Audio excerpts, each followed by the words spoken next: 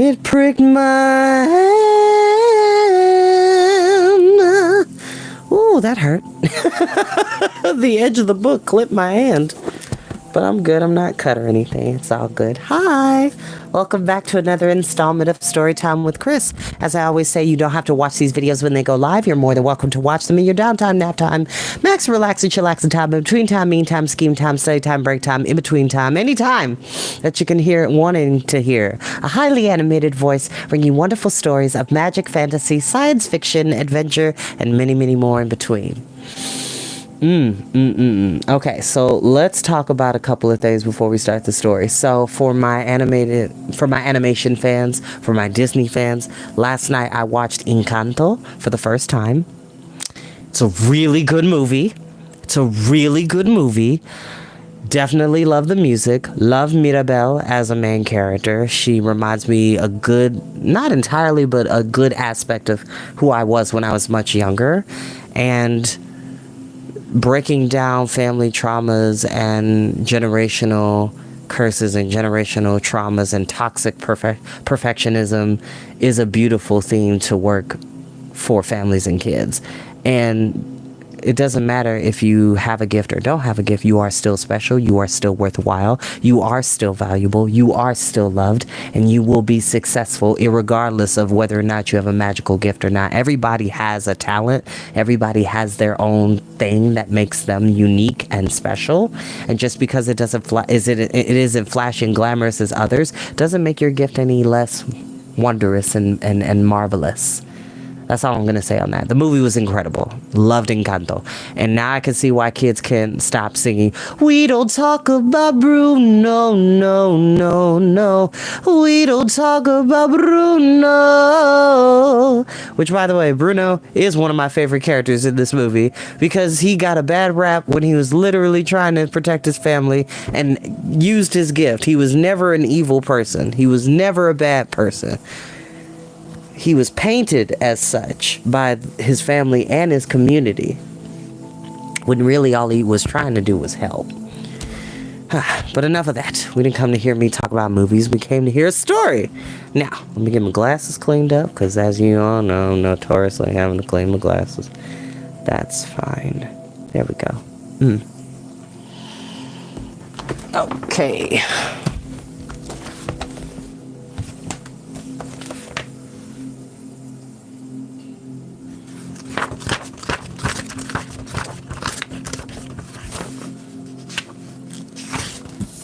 And we're actually almost getting towards the end of this book. There's 12 chapters in this book. We're on chapter 8. So pretty much we are at the back in chapter 6, we were at the halfway point, literally, but we are almost done. And excuse me, my mic cut out for a second. My apologies. Let's go ahead and get started. And no, I don't own the music that you're listening to in the background, which is brought to you by Mr. Ambiance. Show them some love on YouTube. Like, share, and subscribe. Hit that bell notification so you don't miss a vid. Chapter 8. Toad's Adventures. When Toad found himself immured in a dank and noisome dungeon and knew that all the grim darkness of a medieval fortress lay between him and the outer world of sunshine and well-metalled high roads where he had lately been so happy, disporting himself as if he had been brought up every road in England, he flung himself at full length on the floor and shed bitter tears and abandoned himself to dark despair. "This is the end of everything. At least it is the end of the career of Toad, which is the same thing. The popular and handsome Toad, the rich and hospitable Toad, and Toad so free and careless and debonair. How could I hope to ever set at large again? Who would have been imprisoned so justly for stealing so handsome a motor car in such an audacious manner, and for such lurid and imaginative cheek, bestowed upon such a number of fat, red-faced policemen? Stupid animal that I was. Now I must languish in this dungeon till people who are proud to say that they knew me have forgotten the very name of Toad." Oh, wise old badger. Oh, clever, intelligent rat and sensible mole. What sound judgments, what a knowledge of men and matters you possess. Oh, unhappy and forsaken toad. With limitations such as these, he passed his days and nights for several weeks, refusing his meals or intermediate light refreshments, though the grim and ancient Goyler, knowing that Toad's pockets were very well lined, frequently pointed out that many comforts and indeed luxuries could by arrangement be sent in at a price from outside.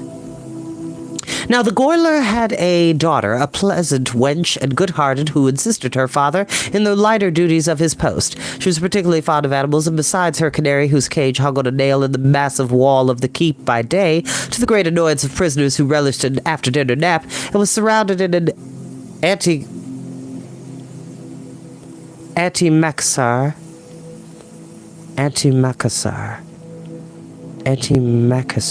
Interesting. Huh.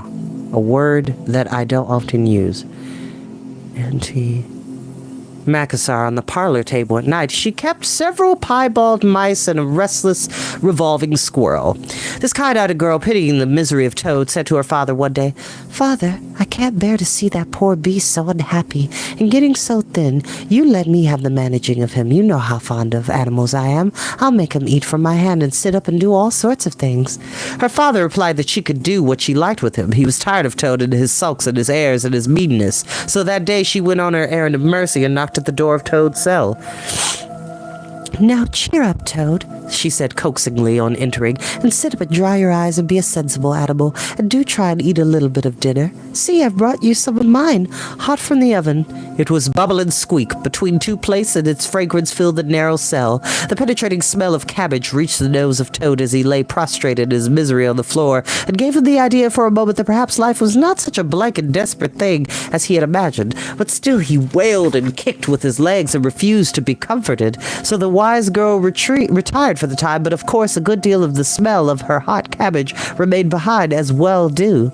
And Toad, between his sobs, sniffed and reflected, and gradually began to think new and inspiring thoughts of chivalry and poetry, and deeds still to be done, of broad meadows and cattle browsing in them, raked by sun and wind, of kitchen gardens and straight herb borders, and warm snapdragon beset by bees, of the comforting clink of dishes set down on the table at Toad Hall, and the scrape of chair legs on the floor as everyone pulled himself close up to his work. The air of the narrow cell took up a rosy tinge. He began to think of his friends and how they would surely be able to do something, of lawyers, and how they would have enjoyed his case, and what a fool he had been not to get in a few. And lastly, he thought of his own great cleverness and resource and all that he was capable of, if only he had gave his great mind to it, and the cure was almost complete.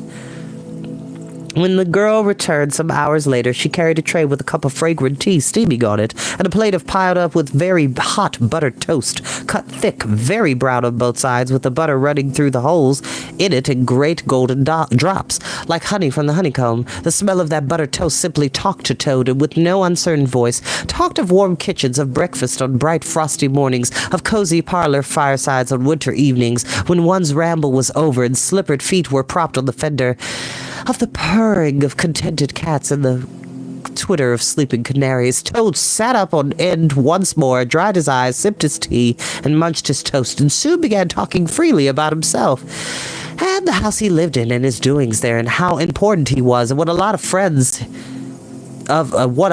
his friends thought of him. The Goyler's daughter saw that the topic was doing him as much good as the tea, as indeed it was, and encouraged him to go on. "Tell me about Toad Hall," she said. "It sounds beautiful." "Toad Hall?"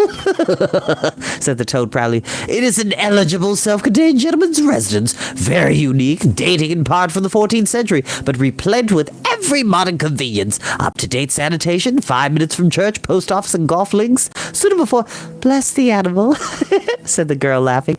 "I don't want to take it. Let me tell me something real about it, but first wait till I fetch you some more tea and toast. She tripped away and presently returned with a fresh tray full, and Toad, pitching into the toast with avidity, his spirits quite restored to their usual level, told her about the boathouse and the fish pond and the old walled kitchen garden, and about the pigsties and the stables and the pigeon house and the hen house, and about the dairy and the wash house and the china cupboards and the linen presses. She liked that best especially.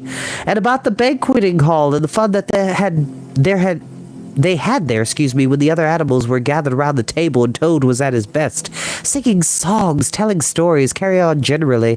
Then she wanted to know about his animal friends and was very interested in all he had to tell her about them and how they lived and what they did to pass their time. Of course, she did not say she was fond of animals as pets because she had the sense to say that Toad would be extremely offended. Which reminds me of another Toad who's very offended about being referred to as a pet. Shout out to Bruce Colville. We'll definitely get to the Magic Shop books, aka Jennifer Motley's Toad, aka Jeremy Thatcher Dragon Hatcher, aka The Monsters Ring, aka The Skull of Truth, aka Julia Dove Queen of Love, aka... Did I get all the books? Yeah, I got all the books. Yeah, there's 5 books in that series. We'll definitely read it. When she said goodnight, having filled his water jug and shaken up his straw for him, Toad was very much the same sanguine, self-satisfied animal that he had been of old. He sang a little song or two, of the sort he used to sing at his dinner parties, curled himself up in the straw, and had an excellent night's rest and the pleasantest of dreams. They had many interesting talks together. After that, as the dreary days went on, and the Goyler's daughter grew very sorry for Toad, and thought it a great shame that a poor little animal should be locked up in a prison for what seemed to her a very trivial offense. Toad, of course, in his vanity, thought that her interest in him proceeded from a growing tenderness, and he could not help half regretting that the social gulf between them was so very wide, for she was a comely lass and evidently admired him very much. To his perspective, delusion is real for some people, kids. That's besides the point. Let's continue. One morning, the girl was very thoughtful and answered at random and did not seem to Toad to be paying proper attention to his witty sayings and sparkling comments. "Toad," she said presently, "just listen, please. I have an aunt who is a washerwoman." There, said Toad graciously and affably. "Never mind. Think no more about it. I have several aunts who ought to be washerwomen." "Do be quiet a minute, Toad," said the girl. "You talk too much. That's your chief fault. And I'm trying to think, and you hurt my head. As I said, I have an aunt who is a washerwoman. She does the washing for all the prisoners in this castle. We try to keep any paying business of that sort in the family, you understand. Excuse me. She takes out the washing on Monday morning and brings it in on Friday evening. This is a Thursday. Now this is what occurs to me. You're very rich. At least, you're always telling me so. And she is very poor.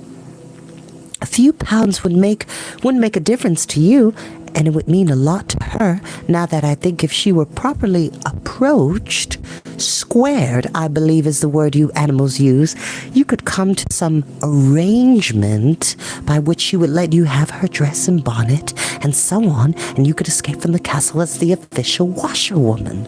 You're very alike in many respects, particularly about the figure." "We're not," said the Toad in a huff. "I have a very elegant figure for what I am." "So has my aunt," replied the girl, "for what she is. But have it your own way, you horrid, proud, ungrateful animal, when I'm sorry for you and trying to help you." Yes, that's all right. Thank you very much indeed," said the Toad hurriedly. "But look here, you wouldn't surely have Mr. Toad of Toad Hall going about the country disguised as a washerwoman?" "Then you could stop here as a toad," replied the girl with much spirit. "I suppose you want to go off in a coach and four?" Honest Toad was almost ready to admit himself in the wrong. "You're a good, kind, clever girl," he said, "and I'm indeed a proud and stupid Toad. Introduce me to your worthy aunt if you will be so kind, and I have no doubt that the excellent lady and I will be able to arrange terms satisfactory to both parties." Next evening, the girl ushered her aunt into Toad's cell, bearing his week's washing pinned up in a towel. The old lady had been prepared beforehand for the interview, and the sight of a certain golden sovereigns that Toad had thoughtfully placed on the table in full view particularly completed the matter and left little further to discuss. In return for his cash, Toad received a cotton-print gown, an apron, and a shawl, and a rusty black bonnet. The only stipulation the old lady made being that she should be gagged and bound and dumped down in a corner. By this not very convincing artifice, she explained, aided by picturesque fiction, which she could supply herself, she hoped to retain her situation in spite of the suspicious appearance of things. Toad was delighted with the suggestion, and it would enable him to leave the prison in some style with his reputation for being a desperate and dangerous fellow untarnished, and he readily helped the Goyler's daughter to make her aunt appear as much as possible the victim of circumstances over which she had no control. Now it is your turn, Toad, said the girl. Take off that coat and waistcoat of yours. You're fat enough as it is. Shaking with laughter, she proceeded to hook and eye him into the cotton print gown, arranging the shawl with a professional fold, and tied the strings of the rusted bonnet under his chin. You're the very image of her, she giggled. Only I'm sure you never looked half so respectable in all your life before. Now goodbye, Toad, and good luck. Go straight down the way you came up, and if anyone says anything to you, as they probably will, being but men, you can chafe back a bit, of course, but remember you're a widow woman, quite alone in the world, with a character to lose. With a quaking heart, but as firm a footstep as he could command, Toad set forth cautiously on what seemed to be the most harebrained and hazardous undertaking, but he was soon agreeably surprised to find how easy everything was made for him, and a little humbled at the thought that both his popularity and the gender that seemed to inspire it were really another's. The washerwoman's squat figure in its familiar cotton print seemed a passport for every bar, door, and grim gateway. Even when he hesitated, uncertain as to the right turning to take, he found himself helped out of his difficulty by the warder of that great next gate, anxious to be off to his tea, summoning him to come along sharp and not keep him waiting there all night. The chaff and the humorous sallies to which he was subjected, and to which of course he had to provide prompt and effective reply, formed indeed his chief danger, for Toad was an animal with a strong sense of his own dignity, and the chaff was mostly poor and clumsy, and the humor of the sallies entirely lacking. However, he kept his temper, though with great difficulty suited his retorts to his company and his supposed character, and he did his best not to overstep the limits of good taste.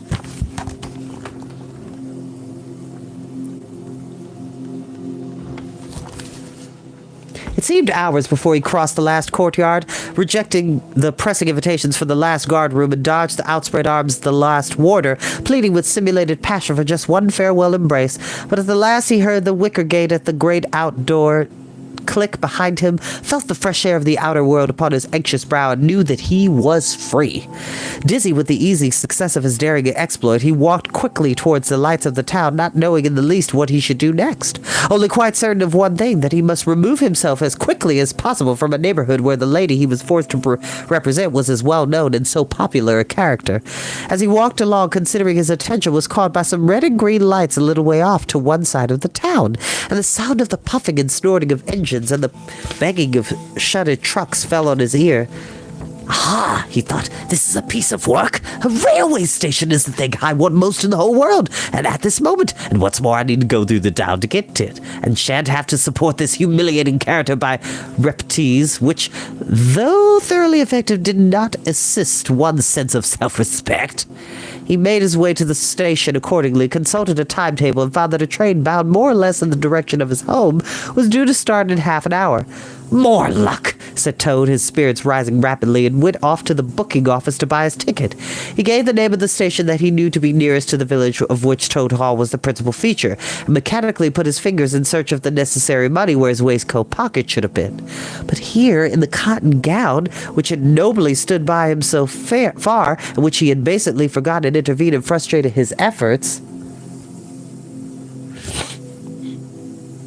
in a sort of nightmare, he struggled with the strange, uncanny thing that seemed to hold his hands, turned all muscles, strivings to water, and laugh at him all the time, while other travelers forming up in a line behind waited with impatience, making suggestions of more or less value and comments of more or less stringency and point. At last, somehow, he never rightly understood how, he burst the barriers, attained the goal, arrived at where all waistcoat pockets are extremely situated, and found not only no money, but no pocket to hold it, and no waistcoat to hold the pocket. Terrible. To his horror, he recollected that he had left both coat and waistcoat behind him in his cell, and with them his pocketbook, money, keys, watch, matches, pencil case, all that makes life worth living, all that distinguishes the many-pocketed animal, the lord of creation, from the inferior, one-pocketed or no-pocketed productions that hop or trip about permissively unequipped for the real contest. In his misery, he made one desperate effort to carry the thing off, and with the return of his fine old manner, a blend of the squire and the college don, he said, "Look here, I find I've left my purse behind. Just give me that ticket, will you, and I'll send the money on tomorrow. I'm well known in these parts." The clerk stared at him in the rusty black bonnet a moment and then laughed. "I should think you are pretty well known in these parts," he said, "if you've tried this game on often. Here, stand away from the window, please, madam. You're obstructing the other passengers." An old gentleman who had been prodding him in the back for some moments here thrust him away, and what was worse, addressed him as his good woman, which angered Toad more than anything that had occurred that evening. Baffled and full of despair, he wandered blindly down the platform where the train was standing, and tears trickled down each side of his nose. It was hard, he thought, to be within sight of safety and almost of home, and to be balked by the want of a few wretched shillings and by the petty-fogging mistrustfulness of paid officials. Very soon his escape would be discovered. The hunt would be up. He would be caught, reviled, loaded with chains, dragged back again to prison, and bread and water and straw. His guards and penalties would be doubled, and oh, what sarcastic remarks the girl would make. What was to be done? He was not swift of foot. His figure was unfortunately recognizable. Could he not squeeze under the seat of a carriage? He had seen this method adopted by schoolboys when the journey money provided by thoughtful parents had been diverted to other and better ends. As he pondered, he found himself outside the engine, which was being oiled, wiped, and generally caressed by its affectionate owner, a burly man with an oil can in one hand and a lump of cotton waste with the other. "Hello, mother," said the engine driver. "What's the trouble? You don't look particularly cheerful." "Oh, sir," said Toad, crying afresh, "I'm a poor unhappy washerwoman, and I've lost all my money, and I can't pay for a ticket, and I must get home tonight somehow, and whatever I am to do, I don't know. Oh, dear, oh, dear." "That's a bad business indeed," said the engine driver reflectively. "Lost your money, and you can't get home, and got some kids, too, waiting for you, I dare say." "Any amount of them," sobbed Toad, "and they'll be hungry and playing with matches and upsetting lamps. The little innocents and quarreling and going on generally. Oh, dear, oh, dear." "Well, I'll tell you what I'll do," said the good engine driver. "You're a washerwoman to your trade, says you. Very well, that's that. And I'm an engine driver, as you may well see, and there's no denying it's terribly dirty work. Uses up a power of shirts, it does, till my missus is fair tired of washing 'em. If you'll wash a few shirts for me when you get home and send 'em along, I'll give you a ride on my engine. It's against the company's regulations, but we're not so very particular in these out-of-the-way parts." The Toad's misery turned into rapture as he eagerly scrambled up into the cab of the engine. Of course, he had never washed a shirt in his life and couldn't, if he tried anyhow. He wasn't going to begin, but he thought, when I get safely home to Toad Hall and have money again and pockets to put it in, I will send the engine driver enough to pay for quite a quantity of washing, and that'll be the same thing, or better. The guard waved his welcome flag, the engine driver whistled in cheerful response, and the train moved out of the station as the speed increased, and the Toad could see on either side of him real fields and trees and hedges and cows and horses all flying past him, as he thought how every minute was bringing him nearer to Toad Hall, and sympathetic friends, and money to chink in his pocket, and a soft bed to sleep in, and good things to eat, and praise and admiration at the recital of his adventures and his surpassing cleverness. He began to sing up and down and shout and sing snatches of song, to the great astonishment of the engine driver, who had come across washerwomen before at long intervals, but never one at all like this. They had covered many, many a mile, and Toad was already considering what he would have for supper as soon as he got home, when he noticed that the engine driver, with a puzzled expression on his face, was leaning over the side of the engine and listening hard. Then he saw him climb onto the coals and gaze out over the top of the train. Then he returned and said to Toad, "It's very strange. We're the last train running in this direction tonight, yet I could be sworn that I heard another following us." Toad ceased his frivolous antics at once. He became grave and desperate and depressed, and a dull pain in the lower part of his spine, communicating itself to his legs, made him want to sit down and try desperately not to think of all the possibilities. By this time the moon was shining brightly, and the engine driver, steadying himself on the coal, could command a view of the line behind them for a long distance. Presently he called out, I can see it clearly now. It's an engine on our rails coming along at a great pace. It looks as if we're being pursued. The miserable Toad, crouching in the coal dust, tried hard to think of something to do with dismay and dismal want of success. "They're getting on us fast," cried the engine driver, "and the engine is crowded with the queerest lot of people. Men like ancient warders, waving halberds, policemen in their helmets, waving truncheons, and shabby little dressed men in pot hats, obvious and unmistakable plain coats, detectives, even at this distance, waving revolvers and walking sticks, all waving and all shouting the same thing. Stop, stop, stop!"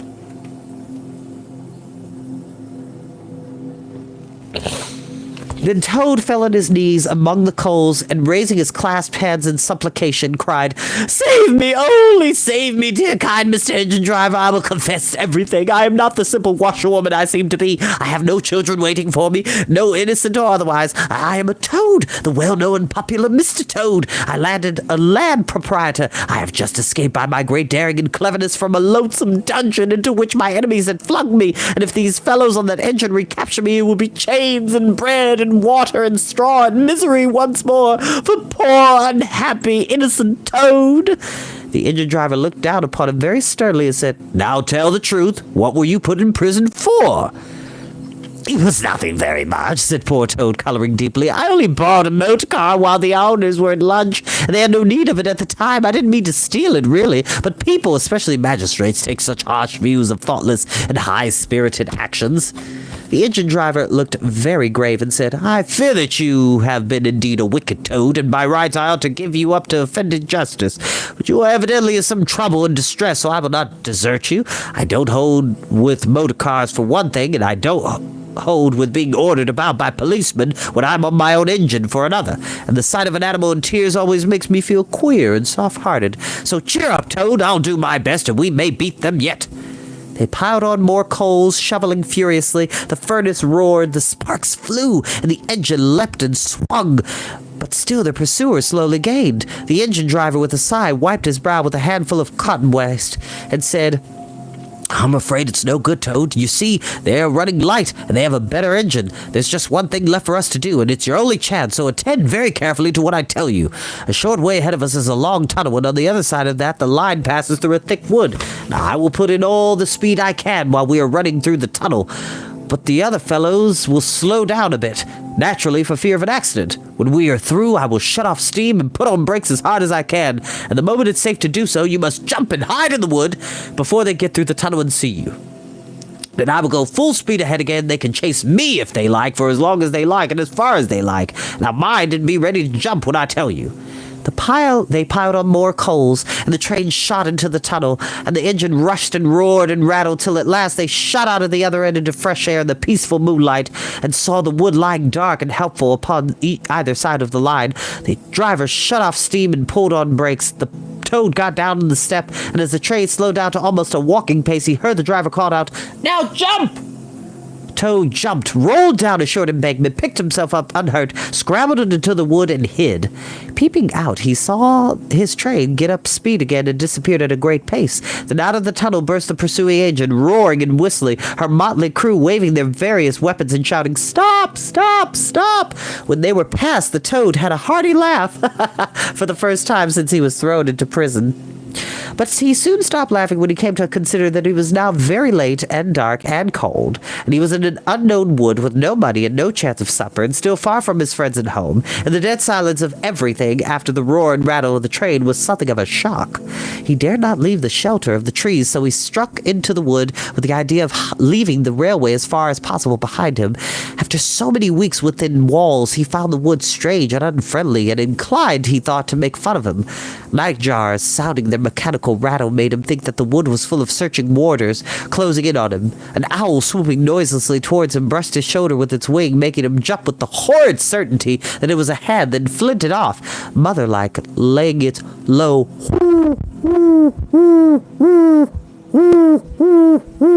which Toad thought in very poor taste.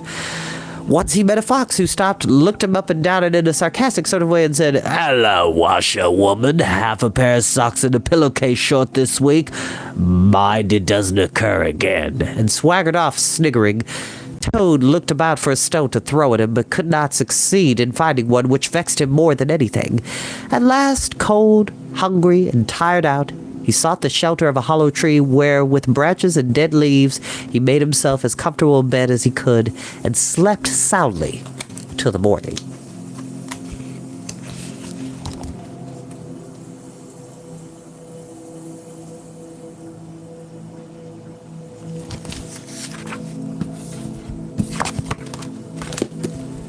And that is where we will end for today.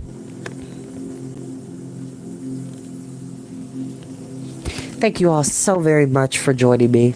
And now, after a day of painting my bathroom and cleaning around the house and just doing things that make me happy, I'm going to go get some food. I'll see you next time. Bye-bye.